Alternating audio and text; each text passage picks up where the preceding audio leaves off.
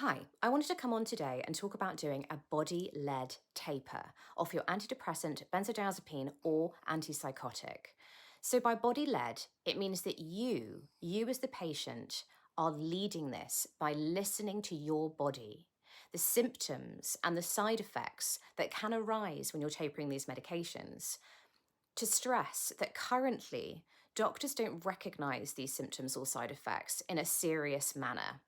And they often can tell you that it is you, that it is actually your mental health issue.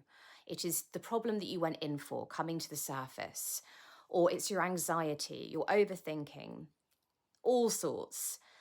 These symptoms can come in an array of things, and they can all be incredibly terrifying.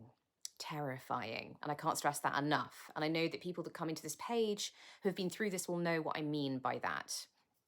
Obviously, it can be no symptoms. So some people can taper off these medications and they're fine and they don't experience symptoms. Some people can just stop the medication and they're fine. They don't experience symptoms. But this video in this page is for people like me who are really sensitive to these medications and actually really need a slow body-led taper. So for example, I've now had to taper off quetiapine, mirtazapine and lorazepam, all because I got harmed by the lorazepam initially, and in the lorazepam withdrawal, because the doctor gave me no taper and just took me off it, I was then put on quetiapine and mirtazapine because I'd lost the ability to sleep, amongst many other horrific symptoms I experienced in benzo withdrawal. So what I then had to do is obviously learn how to taper off these in a very slow way. I did not meet one doctor that knew how to taper me off and didn't actually gaslight me to oblivion, to be honest, about the way I wanted to taper. So in the end, I had to just go it my own route and do my research, and I successfully have tapered off quetiapine and lorazepam using this body-led taper.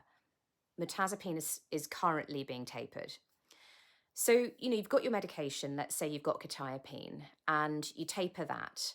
Now, each medication has a moment where it will affect you from the taper. It could be 10 days, it could be 4 days, it could be 2 weeks, it could be a month. I worked out what that time bracket was for each medication because it was all different. And I waited. Each time I did a cut, I waited past that time limit.